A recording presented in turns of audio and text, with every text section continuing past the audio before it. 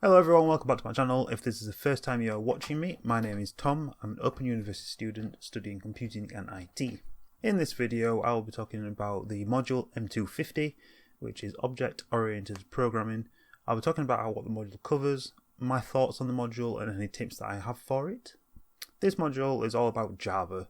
It'll talk you through how to use it and what its other use cases are for it, and also talking about what object-oriented programming is in general. The study materials you receive for this module is 3 study books and then 1 exam handbook for you to take into the exam with you.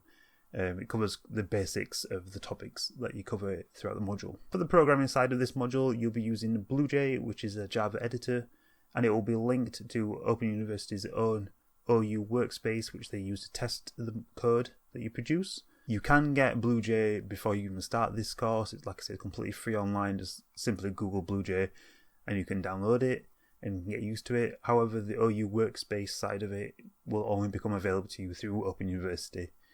And Open University will get you to re-download BlueJ in its entirety, so it's completely up to you.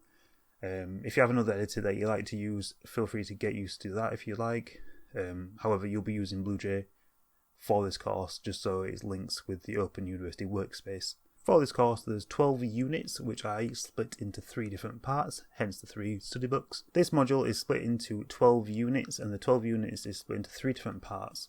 Units 1 to 5 is getting started with objects, and it talks about, it explains how to use data types, variables, methods, messages, selections, and iterations, which are all commonly used throughout all languages.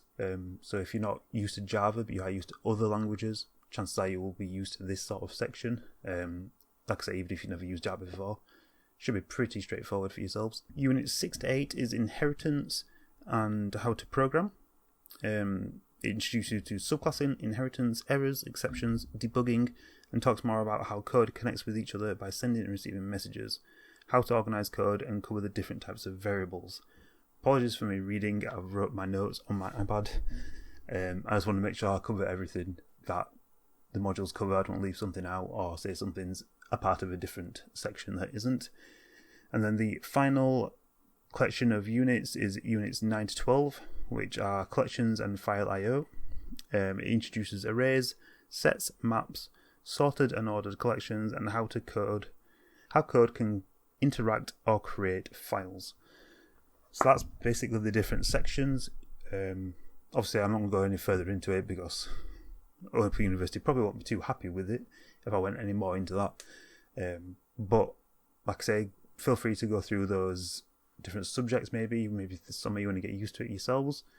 Just Google Java arrays and I'm sure there will be tons of YouTube videos and websites that will help you get used to that subject matter. For the assessment side of this module, there are 3 TMAs and 5 ICMAs. If you want to know what they are, I have videos, I will link them below for you to check them out. The one that's different about this module is that typically the ICMAs are split throughout the year and they all have different cut-off dates. However, for this module, the ICMAs, although it told you when you should have completed them by, the actual cut-off point was the 30th of May for all 5. And that is simply because they wanted to use the ICMAs as a way for you to be able to do exam revision. So you could keep using it. However, it also meant you didn't have to do the ICMAs until the end of May if you didn't want to. That's, like I said, that's different from most other modules, because like I said, most other modules tend to have them split up throughout. It's kind of handy though, because then throughout the TMAs and stuff, if you want to maybe refresher yourself, you can go through and do an ICMA again. And it also frees up that knowledge, knowing that you have an ICMA coming up. You know, you can put it off a few days extra if you want to. There's no hard cut-off point until, like I say, the end of May, which is way beyond your last TMA cut-off point and like 2 weeks before your exam, typically. The TMAs are heavily program influenced, obviously, because it's Java. However, in the past, when I've done a more programming module, it's been kind of split 50-50 between like written work and practical work. However, I would say that the vast majority, if not all of the TMAs for this module has been more programming focused. They give you either example bits of programming, and then they give you basically an uncompleted program to finish off with the coding. It'll give you, like, they'll say questions. It'll be like, introduce this sort of class, link with this one, blah blah blah. Create a set map. It has to, has to involve these sort of classes and objects, blah blah blah. That sort of thing.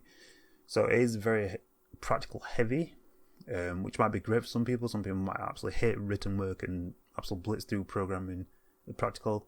Some people might be the way around, might struggle more with practical and be better off with written work. Like I say, it's up to you.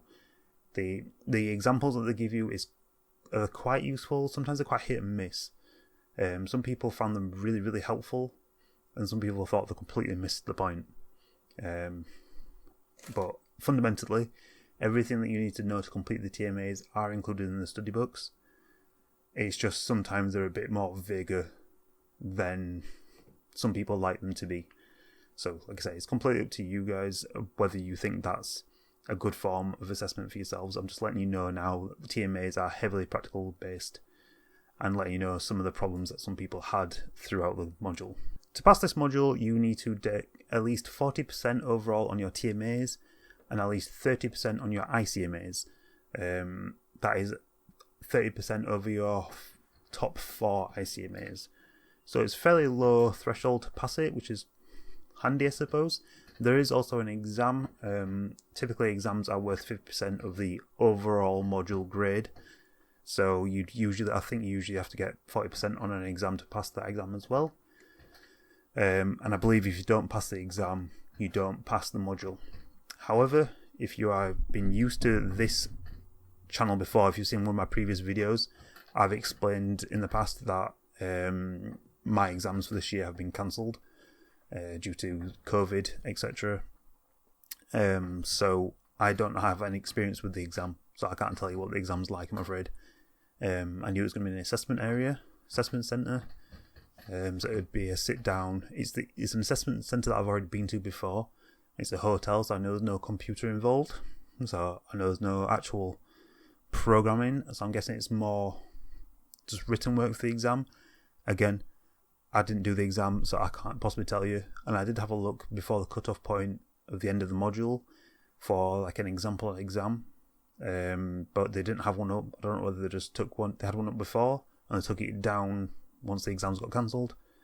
Don't know, but I'm really sorry. I can't help you with the exam, I'm afraid. It would have been 3 hours, and I'm pretty sure all OU exams are 3 hours, but it would have been 3 hours, and it would have been taking place at a normal assessment centre. That's all I know. So yeah, my general tips for this module would be to try your best to get used to programming basically before the start if you're not used to programming. Like I say, Java is a very well-known and common language. If you Google it, there will probably be free courses out there. There is free websites to learn coding. I will link a website in the description, completely free. You can go on there, and I know they do Java courses. I believe they do like a complete, like a 9-hour stretched out course if you want to do that. Completely free. It's also on YouTube, but I'll link their website below anyway, and maybe their YouTube channel if I remember. But yeah, maybe check them out. Obviously, if you want to pay for a course or whatever, there's that option as well. But just remember that there's a lot of free options through YouTube and stuff to learn coding. Yeah, I think that's pretty much it. It's been a pretty straightforward module. I hope that has helped. If you've got any questions, then please let me know in the comment section below, or you can follow me on my social media and send me a DM, and I will get back to you when I can. Obviously, some people don't like to put a question in a public matter, so feel free to DM me on Twitter or Instagram, and I'll get back to you. If you liked this video, then any likes and subscriptions would be amazing, and I will see you guys in the next one. Peace.